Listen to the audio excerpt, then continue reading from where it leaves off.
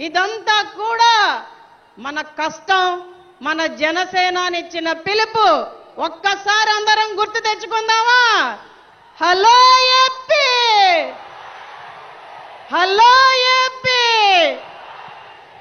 నాకు చాలా ఇష్టం. ఇందాక చూపించారు, వైసీపీని రానివ్వను, అధపాతాళానికి తొక్కుతాను.